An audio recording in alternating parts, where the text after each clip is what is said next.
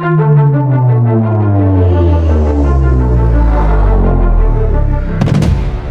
a weekend of high political drama and digital confusion, Minister of State for Youth and Children Affairs, Balaam Bakenyi, has come under fire for a series of alternative facts used to explain the 5-day internet blackout that coincided with the 2026 general elections. While the government declared President Yoweri Museveni the winner on Saturday, January 17, 2026, the official narrative surrounding the blackout and security state is being dismantled by technical data and international warnings.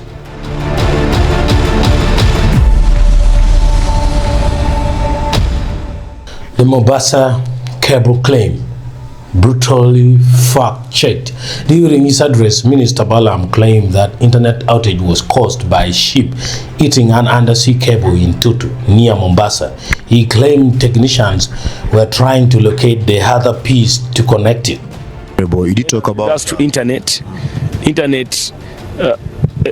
Initially, UCC said they had switched off, probably for security reasons.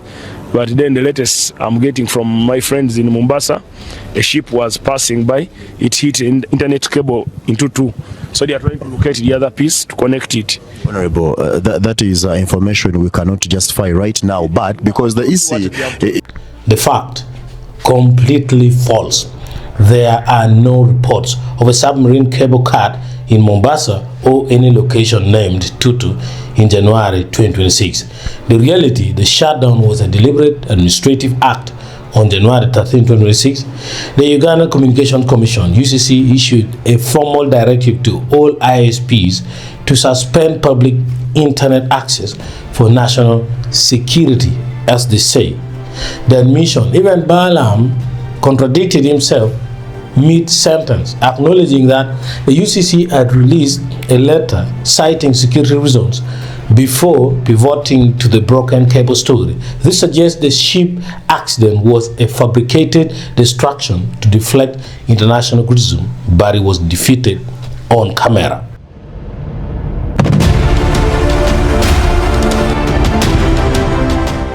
There was central historic win. Balaam also celebrated what he called a historic first, claiming President Museveni had never won in Arua Central until 2026. Can I tell you, the president won in Arua Central. He has never won in Arua Central. For all the times we have had elections in Uganda, he has never won in Arua Central. He's the winner of Arua Central. Arua, what we call Central Division, is the one who won. So people are loving the president. The fact, grossly misleading. While Arua has been an opposition hub, the NRM has held significant sway in the region for years. In the 2021 elections, the NRM already held the Arua Central Division parliamentary seat through Jackson Atima. The reality, framing this as a first ever victory, ignores the established NRM political machinery that has been dominant in Arua City for over 5 years.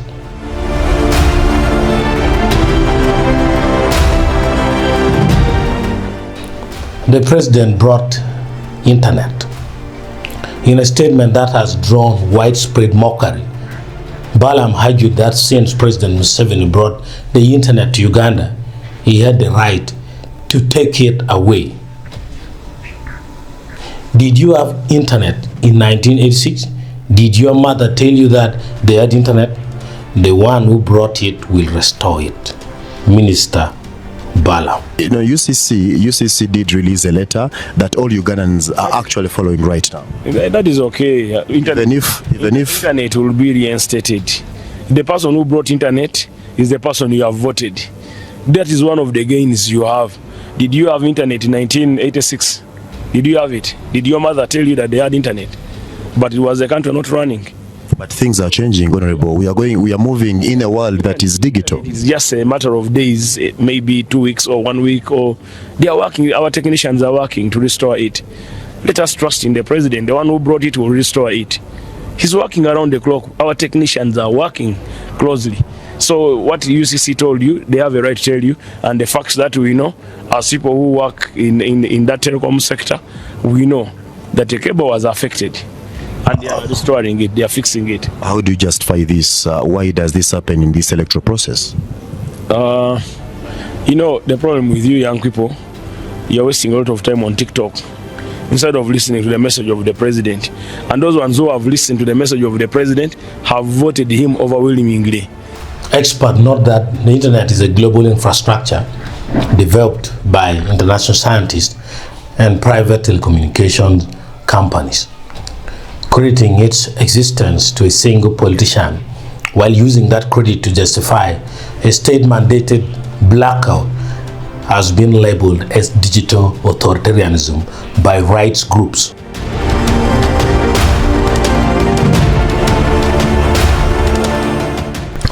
Security alert chaos behind the deployment. As the internet slowly flickers back to life, the physical security situation remains tense. The Uganda Police Force spokesperson issued a statement that many found alarming and confusing, emphasizing that deployment is enough to suppress any gambling with the election results. There are groups trying to instill fear in the population, but we would like to give them assurances and guarantees that the streets are safe, business should go on normal, nobody should feel threatened, not even journalists. Actually, where you have challenges as journalists, you really need to reach us as police management and any other leaders within the security and government circles. You are free to carry out your and exercise your rights as journalists as long as you act responsibly. We have restricted areas, which I guess you know, where you need accreditation, and what I can see, and I know most of you here are accredited. You have your accreditation badges, telecenters, and like for example, yes, you cannot cover a security installation. Some of these things, you know them, they are at your fingertips. But ordinarily working as a journalist, I don't think there should be any threat. But just in case it was an act of an overzealous security person, you can always call us in to try to make interventions. But one statement at least I can make, Eble, is we have tried to talk to security officers to restrain themselves from making unjustified attacks on our journalists. And when you make a comparative analysis, at least there has been a very cordial relationship between the journalists and the security. Where we have had those one or two unfortunate situations, they are regrettable, and we are sorry about them. We can always correct that. Yes. We shall give statistics about fatalities in an organized and in a single statistic. I mean, on a given day, because I do not have information about scattered incidents as a communicator for Uganda Police Force. Please. The U.S. Embassy in Uganda has countered the government's peaceful narrative with a stark security alert for American citizens, warning of active violence.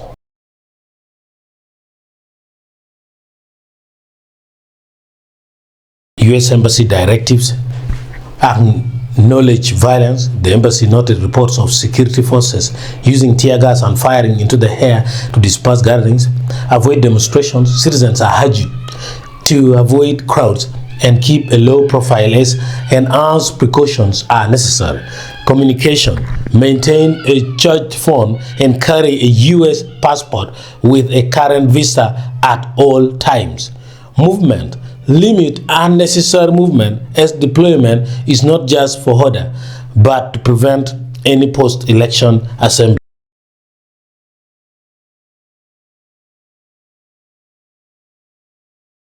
The internet is back, but the speed is crawling, much like the transparency of the electoral process.